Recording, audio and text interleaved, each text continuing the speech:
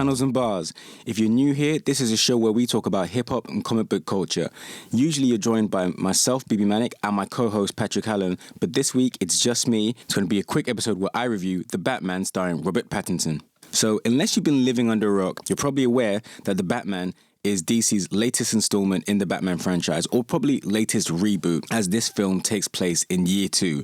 So it's not Batman Begins, Batman is just doing this for the first time. He's been doing it for a little while, but he's still not fully established as the Batman we know. For those that don't know, this movie was first introduced in a teaser trailer in DC Fandom's first event that was a live streaming. It was massively successful, became the #1 trending thing on social media. And then when DC did the second Fandom, they introduced a longer trailer. The funny thing for myself personally, I was super excited by the teaser trailer, but was less excited by the trailer that followed the longer trailer. And that was mainly because I felt the first trailer introduced new elements, or was going to introduce new elements that we hadn't seen with this character in film. And then the extended trailer just seemed to show me a bunch of things I had seen before in other Batman media.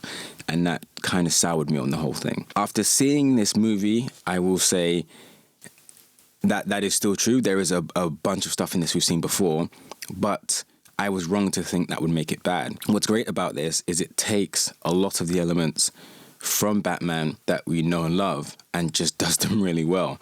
There was a few things that I wasn't crazy on that I'll get to, but overall I think this is a really well-made film, has a fantastic cast, and is really exciting. And even if you feel like you're Batmaned out and you've seen all the Batman movies and cartoons and video games you can take, this is just still a really good film.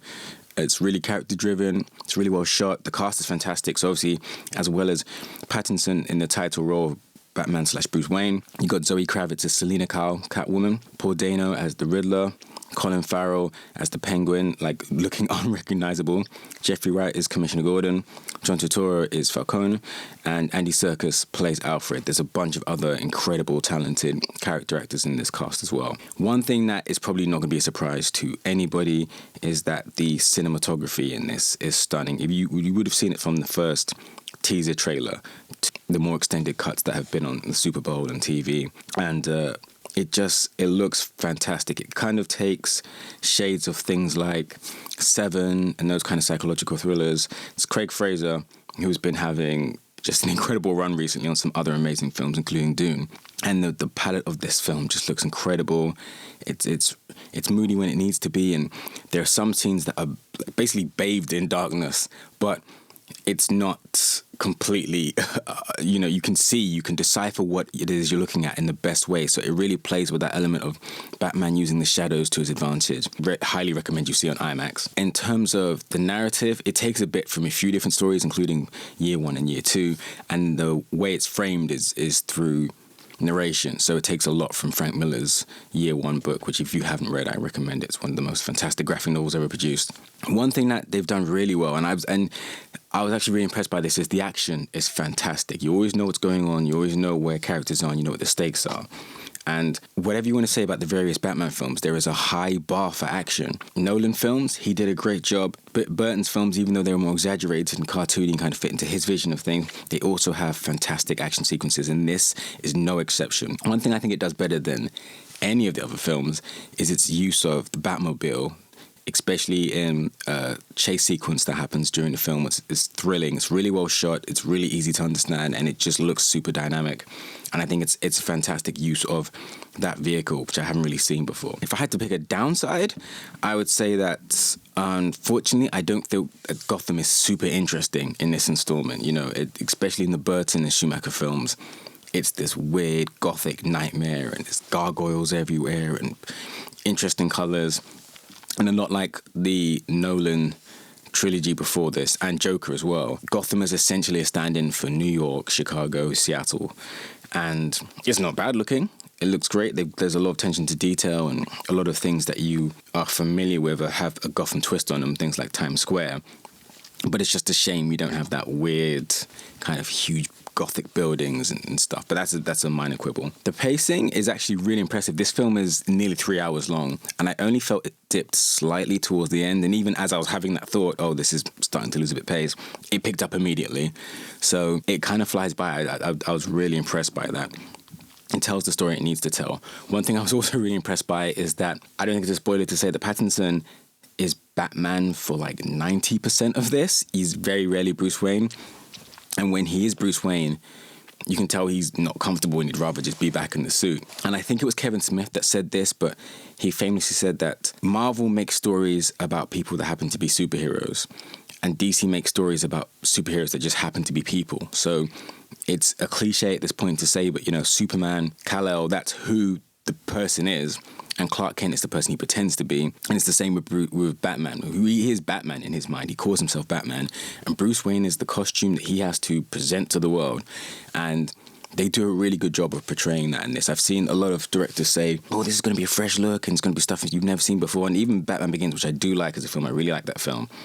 I feel like he kind of stumbles for maybe the first 10 minutes or so, and then very quickly gets into Batman. And even though Pattinson's Batman is very capable and an incredibly clever detective, he still isn't the Batman that we all know and love.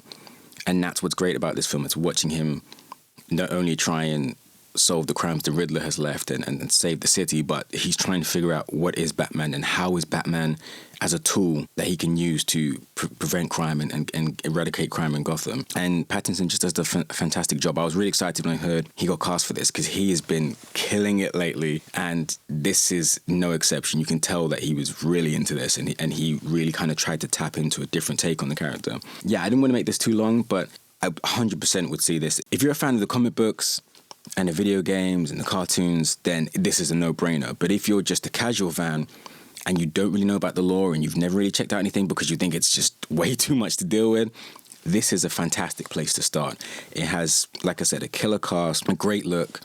The soundtrack is not too much to write home about, and neither is the score in comparison to other Batman films, which have an incredible legacy of music. But that's a minor quibble. One thing I really liked about this as well is, in a day and age of comic literate audience, this doesn't shove Easter eggs down your throat. You know, it just is trying to tell a story. If there's stuff you pick up on, that's great, but it's not so much about, oh, look at that, look at it. It's just about telling this story and telling it in the best way possible.